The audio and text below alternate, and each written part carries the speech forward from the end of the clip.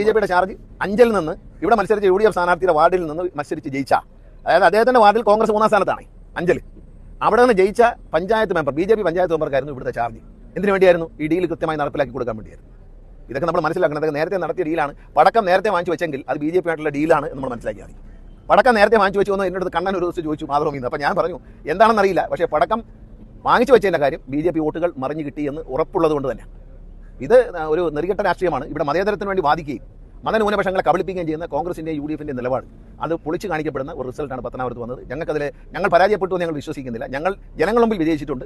ഇത്തരം ഒരു കള്ളത്തരത്തിൽ പരാജയം ഔദ്യോഗികമായി പരാജയപ്പെട്ടു, ശരിയാണ്, സംഭവിച്ചു. പക്ഷേ ഇതിലൊരു രാഷ്ട്രീയ നാണക്കേടുണ്ട് എന്ന് മാത്രമേ എനിക്ക് പറയാനുള്ളൂ. രാഷ്ട്രീയത്തിൽ അങ്ങനെയൊന്നുമില്ല. രാഷ്ട്രീയത്തിൽ മാറി തിരിഞ്ഞു നോക്കുകയാണെങ്കിൽ ഇത് ചതി, ഇത് ഡീലിനാണ് പറ്റിയത്. ഡീലില്ലെങ്കിൽ ഒരു കുഴപ്പമില്ല. നമ്മൾ എവിടെയും വീട്ടിൽ പോകില്ല, നമ്മളിവിടെ ഉണ്ട്, എങ്ങോട്ടും പോകില്ല.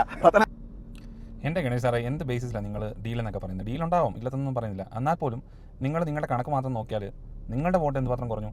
ചാമക്കാലയ്ക്ക് വോട്ട് കൂടി, ബി.ജെ.പിക്ക് വോട്ട് കുറഞ്ഞു. 2020 നിർത്തിക്കൊണ്ട് സ്വാഭാവികമായിട്ടും താങ്കൾ പറഞ്ഞ കണക്കാണ് 2020 എന്നൊരു പാർട്ടിക്ക് ഒരു സപ്പോർട്ടും ഇല്ല. അവർ ഉണ്ടായിരുന്നവർ തന്നെ ബി.ജെ.പി ആയിട്ട് ലയിച്ചപ്പോഴേ ഉണ്ടായിരുന്നങ്ങ് പോയി. അപ്പം അവർ കൂടി ചാമക്കാലയ്ക്ക് ചെയ്തു, കോൺഗ്രസിന് ചെയ്തു. പക്ഷേ ഡീലാണെങ്കിൽ അവരുടെ വോട്ട് മാത്രം കൂടിയാൽ മതിയല്ലോ, ബി.ജെ.പിയുടെ കുറഞ്ഞാലും മതിയല്ലോ. നിങ്ങളുടെ എവിടെ പോയി? അതിൻ്റെ കൂടെ കണക്ക് പറ. അപ്പം അവരും എല്ലാം ഡീലെന്നുള്ളതല്ലേ അതിൻ്റെ അർത്ഥം. പിന്നെ അതുപോലെ തന്നെ ചാമക്കാലയെ പറ്റി പറയുകയാണെങ്കിൽ പുള്ളി കഴിഞ്ഞ പ്രാവശ്യം തോറ്റപ്പോൾ തൊട്ട് അവിടെ തന്നെ നിന്ന് പ്രവർത്തിച്ച് അവിടുത്തെ ഫീൽഡിൽ ഇറങ്ങി പ്രവർത്തിച്ച ആളാണ്. അപ്പോൾ പുള്ളി അർഹിച്ച ഒരു വിജയമായിരുന്നു. അത് അംഗീകരിക്കാൻ നിങ്ങൾ പഠിക്കുക. നിങ്ങൾ തോറ്റിട്ടില്ല, ജനങ്ങൾക്ക് മുമ്പിൽ തോറ്റിട്ടില്ല, നാകെട്ട നെറുകെട്ട രാഷ്ട്രീയ കളിയാണെന്നൊക്കെ പറയാനായിട്ട് നിങ്ങൾക്ക് എന്ത് മാന്യത അല്ലെങ്കിൽ എന്ത് അധികാരമുള്ളത്? കാരണം നിങ്ങളുടെ രാഷ്ട്രീയം ഒരുപാടൊന്നും നമുക്ക് എല്ലാവർക്കും അറിയാവുന്നതല്ലേ. കോൺഗ്രസിൽ നിന്ന് മന്ത്രിയായി, അവിടെ നിന്ന് ചാടി ഇപ്പറേ വന്ന് ഇവിടെ മന്ത്രിയായി. അതായത് മന്ത്രി സ്ഥാനങ്ങൾക്ക് വേണ്ടി മാത്രം ചാടി കളിക്കുന്ന ആൾക്കാരല്ലേ നിങ്ങളൊക്കെ.